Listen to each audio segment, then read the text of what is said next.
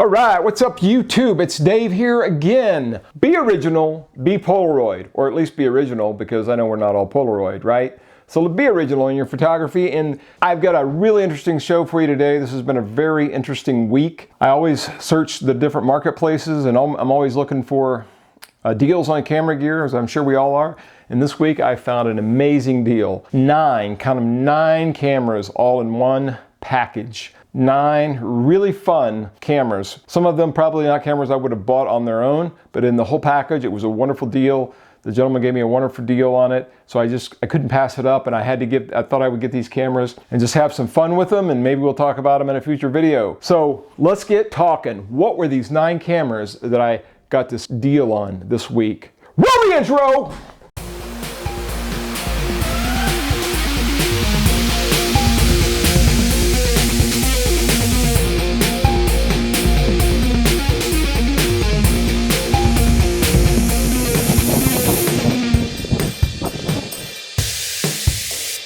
All right, everybody, so let's talk about these 9 cameras that I got a great deal on this week. And as one package, like I said, it all came from one guy, and he just gave me a really good deal on them. I just couldn't pass it up. So let's talk about these 9 cameras. They're all kind of fun, kind of quirky, and I'm just looking forward to having some fun with them, shooting some film. Always shoot film. If you really want to take photos and not just pictures, shoot film. Keep film alive. That's all I can say. I know it's getting kind of pricey, but do the best you can. Even if it's only a roll every so often, shoot film and shoot it always. It's just so different and so original. Like I said, be original. You don't have to be Polaroid, but you do have to be film. Film is original. All right, so let's go through these cameras real quick. Trying to keep you guys here all along. We'll start with this one. This is the Lomography Simple Use camera that came with Lomochrome Purple, which is probably not what's in it now since I bought it secondhand. Just basically like a disposable camera, but this one you can reload.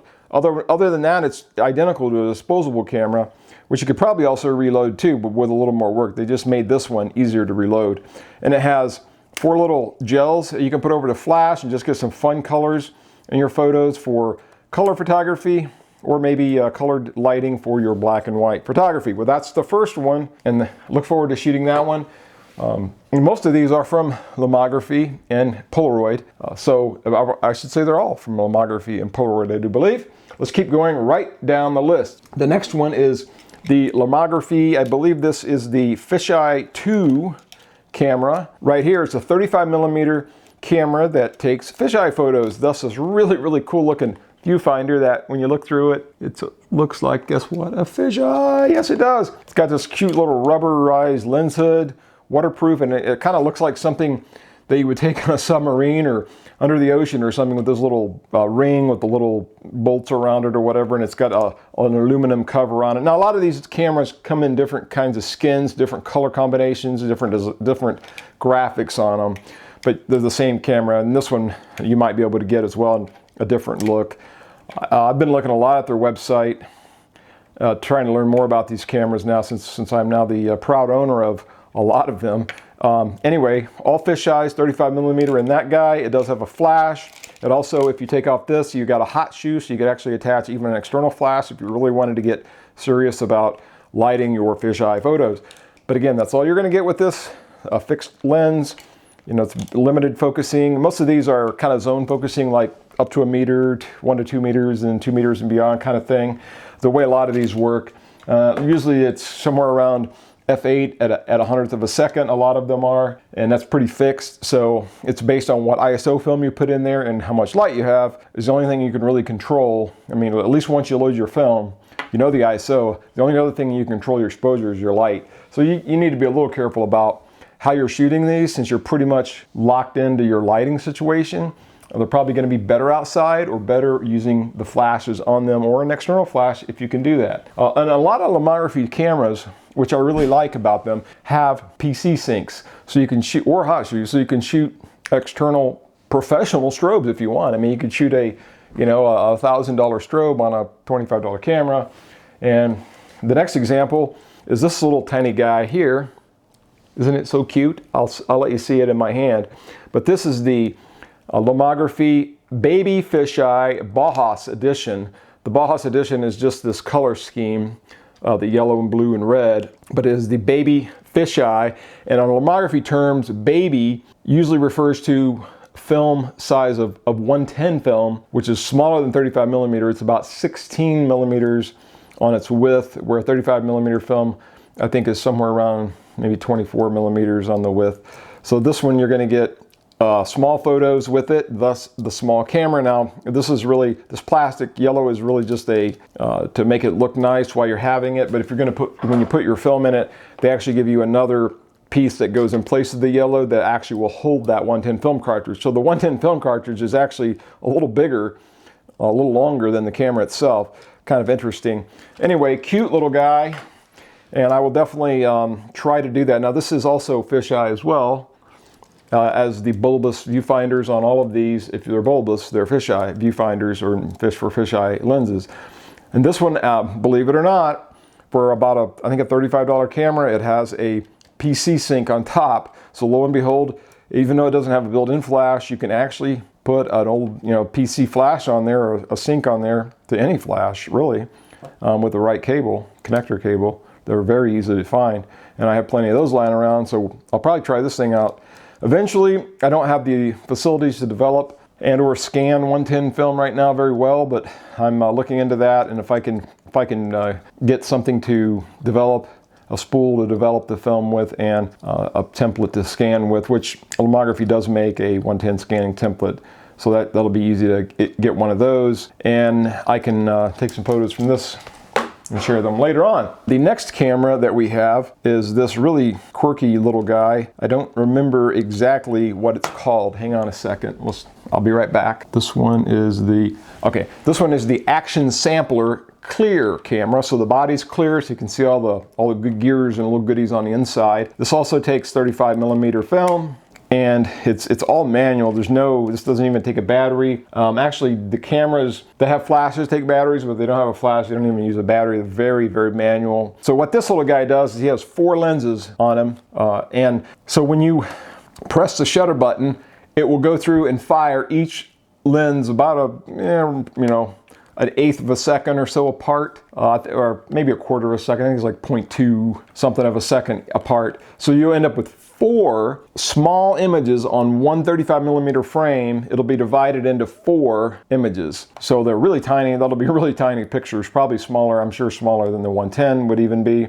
Really quirky little guy. Again, I think it's f8 at 100th of a second as well. It has a pop-up viewfinder, a little really, really sophisticated pop-up viewfinder to frame with. But anyway, I'll definitely probably shoot one roll through that just to see what it looks like, have fun with it. But another fun little camera for relatively cheap. The next guy up in the Lomography lineup here is this one's really a kind of a beast, because it's mostly metal. There's very little plastic on it. Very heavy compared to the Action Sampler or the little guy, or even the plastic Diana, which we'll be getting to here in a minute. It's also part of this kit. So this camera, let's see, this is camera number 1, 2, that was 4, this is 5. So this is a wide angle 22 millimeter lens, also about f8 at 100th of a second, fixed shutter speed camera, and it's got a kind of a lens kind of comes out, it retracts a little bit into the body, so you twist and pull it out. It's got a real nice little metal lens cap that goes on there. 35 millimeter film goes in this guy as well. Really cool looking viewfinder. So this is a fairly wide angle, again at 22 millimeters, and it comes with this flash, Fritz the Blitz flash, that kind of matches the color, which you can get this flash by itself in different color schemes, but this particular one here matches this guy, but it comes off if you don't want it on there. If you don't need the flash, you can take it off. It also has a port on the bottom that you can get a cable that plugs into there and actually just hook this flash to almost anything with a regular flash port. So we'll screw it back in. So this kind of reminds me of the old little twin lens cameras that Kodak made, or the Brownies or whatever, the flash attaches to the side like that. Very interesting design. And this is called the La Sardina, and this is the connoisseur version of it. The connoisseur just is the gold with the blue. These come in different, or white or whatever. There's lots of different options. There's a DIY model that you can change out the different plates on the front and get whatever look you're looking for. But this is the Czar Connoisseur model that is in this gold and blue color scheme. This is really a really cool camera. This will probably get shot more than once, I'm sure, but very nice built flash.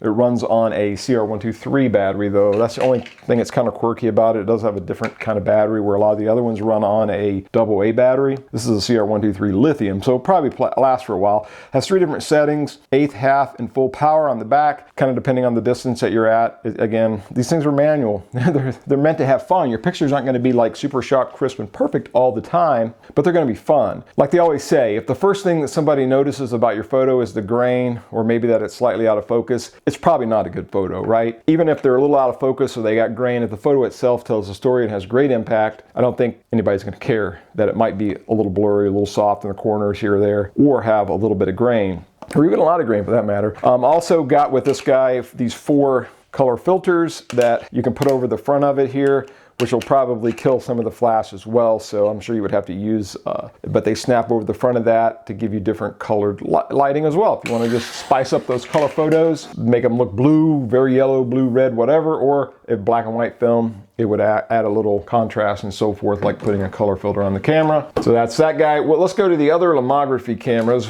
We got the classic Diana F, which everybody's heard with, is really cool, super cheap plastic strap, which I really like, so it's going to stay on here for sure. This camera, I actually got the deluxe kit, so this is Diana F Plus, which is the one that Lomography made since about, what, 2005-ish, and it comes with the flash, so which the F for Diana means that it can take a flash, and I don't know about the Plus, probably just means it's a newer version or has a lot of accessories. So the flash runs on a single AA battery, I do believe, in this one, but I got a whole boatload of accessories for it. This is an adapter to either make the flash higher or let you use the flash on a hot shoe, or use a regular hot shoe flash on here instead of the Diana flash, or studio flash with an adapter. This is the mounts on the front to allow you to attach a cable release. We've got a lot of different lenses, all the lenses really. This is the 20mm fisheye. The camera by default is a 75mm lens, which this is a 120 camera, so 75 is going to be more like a 50-ish lens. 110 soft telephoto lens there, so we got those 2 lenses.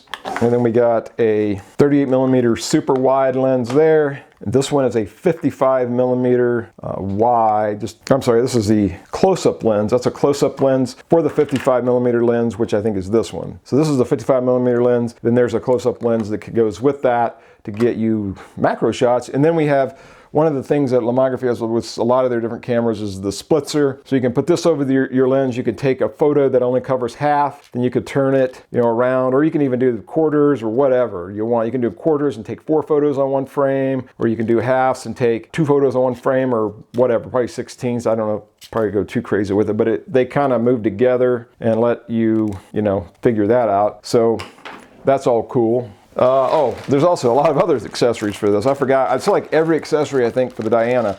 This is the 35mm film back that goes on it, so I could use 35mm film on it as well. Now, there is a Diana Mini that only takes 35mm film, and there's also a baby Diana, telling us it is a 110 Diana, which is pretty cool. Now these are all pretty cool. There's a bunch of masks in here that I can make. You can make your 35mm film a variety of different sizes, and there's even another mask that allows you to make the regular medium format film at slightly smaller than 6x6 and get more photos on the frame and so forth. If you wanted to, you can get 16 instead of 12 and so forth. But another viewfinder, there's other, I don't even really know what everything is, but all this stuff plus a cable release, plus all these lenses with the Diana camera. I probably shouldn't throw that since fragile plastic, right? This is all plastic camera. Oh my gosh, dropped my fisheye. Better set them up there good. Okay, and then again the Diana with the flash. So this is going to be interesting. A couple of these cameras, like the Diana and the Simple Use, already had a roll of film in them, which was cool, so I've already started shooting with those. One more Lomography camera in this group, camera number, I guess, 7, since I think I have 2 more. But this camera is the Lomo Instant Wide Black Edition. A very cool camera, and I had one of these before in a different color scheme that I actually liked.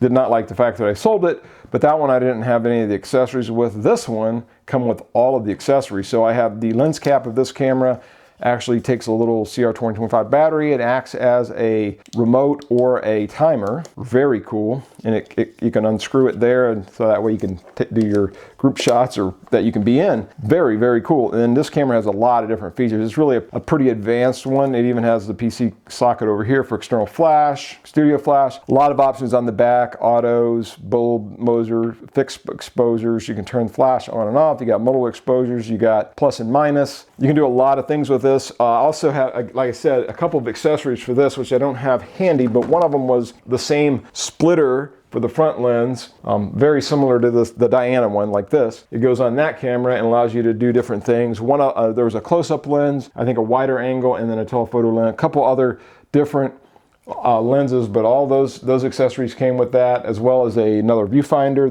to work for the wide angle lens. So really, I'm just really excited about not only getting all the cameras, but all the accessories with them too, which is really cool. And then the last two I have are Polaroid cameras. The new Polaroid Go that came out a year or so ago, which takes miniature sized Polaroids that are about a third or so of the size of a regular Polaroid. From what I've seen, I haven't used this camera yet, but it is has a rechargeable battery, USB recharge it, put your little film packs in there, and you're ready to go. I did get film for the instant cameras, so I'm ready to shoot these now. And this guy's all charged up and ready to go, but it's just baby sized Polaroid. I think it's kind of competing with maybe the Fuji Instax Mini. I'm not really sure, but it is a Polaroid. Don't you always hate it when people call Fujifilm cameras and they say they have a Polaroid, but they don't? They're Fujifilm. They're two different companies, two different brands, and so forth.